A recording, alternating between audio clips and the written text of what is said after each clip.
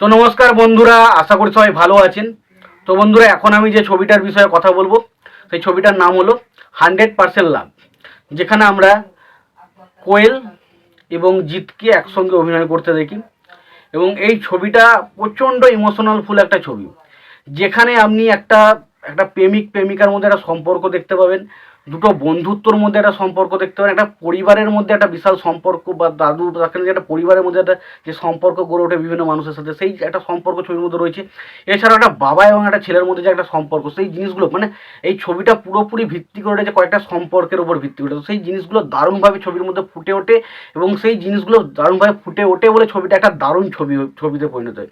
তো ডেফিনেটলি 100% লাভ একটা ভালো সিনেমা, ভালো কমার্শিয়াল সিনেমা যদি বলতে হয় তো সেখানে অবশ্যই 100% লাভ ছবিটাকে বলতে হবে। এবং এই ছবিটার কী কী ভালো দিক ছিল সেটা নিয়ে এখন আলোচনা করব। তো তার আগে প্রত্যেকটা বন্ধুকে অনুরোধ করব, চ্যানেলটা যদি নতুন হয়ে থাকেন অবশ্যই চ্যানেলটি সাবস্ক্রাইব করে নেবেন, আর যদি ভিডিওটি পছন্দ হয় অবশ্যই লাইক কমেন্ট শেয়ার করে দেবেন।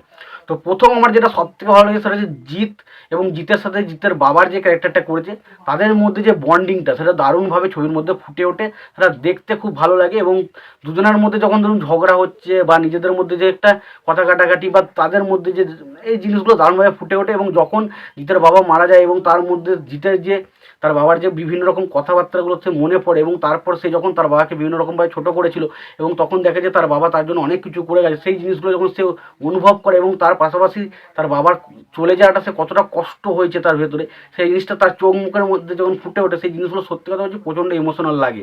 এবং তাছাড়া যে একটা সিন রয়েছে যেখানে জিৎ ধরুন কোয়েলের পেছনে পাগলের মতো পাগলও থাকবে, মানে কোয়েলের পেছনে সে পুরোপুরি পাগল থাকবে। এবং যখন কোয়েল তাকে একটা চর মারে এবং তার পরবর্তী সময় তার বাবা যখন তাকে যায় এবং সেই তার বাবাকেও যখন একটা চর মারে, তো সেই জায়গাটা পুরো এতটা ইমোশনাল ফুল এবং এতটা কষ্টদায়ক, যেটা আমি জাস্ট বলে বোঝাতে পারবো না। এবং তাছাড়া লাস্ট মুহূর্তে একটা সিন রয়েছে যেখানে আর কি কোয়েল জিতকে ভালোবেসে বলে লাস্ট মুহূর্তে যেখানে শ্বশুর বাড়িতে কোয়েল যাবে এবং সেই মুহূর্তে সে জিতের কাছে আসতে জিত তাকে আর আনতে যাবে না। তো সেই মুহূর্তে যে ইমোশনাল দৃশ্যগুলো, এবং সেখানে একটা গান রয়েছে, সেই একটা গান রয়েছে ইমোশনাল ফুল, সেই গানটাও কিন্তু দারুণভাবে ছবির সাথে যায়। এবং ছবিটা সত্যি কথা বলছি প্রচণ্ড ইমোশনাল এবং জাস্ট চোখ দিয়ে জল বেরিয়ে যাওয়ার মতো সিনেমা রয়েছে।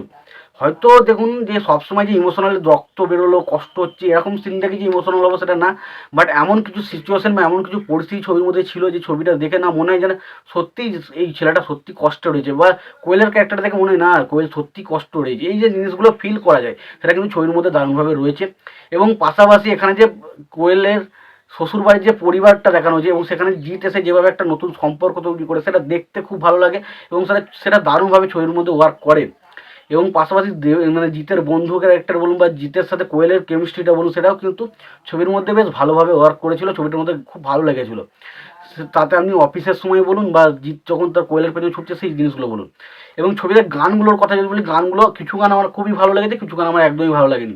তো সব থেকে আমার যে গানটা সবচেয়ে বেশি পছন্দ সেটা হচ্ছে এক মুঠো স্বপ্ন চেয়ে হাত বাড়িয়েছিলাম, জীবন ছিল বরফের রং, শুধু হারিয়েছিলাম আলোর দিশা হয়ে, তুমি এলে আমি বদলে গেলাম।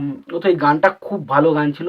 এবং তার পাশে আরও কয়েকটা গান ছিল, যেমন 100% লাভ বলুন, বা একটা গান আছে অফিসে যে গানটা আছে সেই গানটা খুবই ভালো। তো কয়েকটা গান ছিল খুবই ভালো, কয়েকটা গান অতীব খাজা গান ছিল।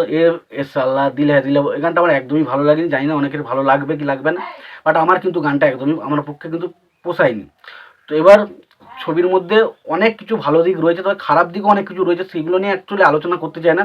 তবে ছবিটা যেটা দেখাতে চেয়েছে একটা ধরুন একটা প্রেমের ছবির মধ্যে আমরা যেটা দেখতে চাই, তাদের মধ্যে সম্পর্ক, তাদের মধ্যে কেমিস্ট্রিটা কত সুন্দরভাবে ফুটে ওঠে সেটাই আমরা দেখতে চাই।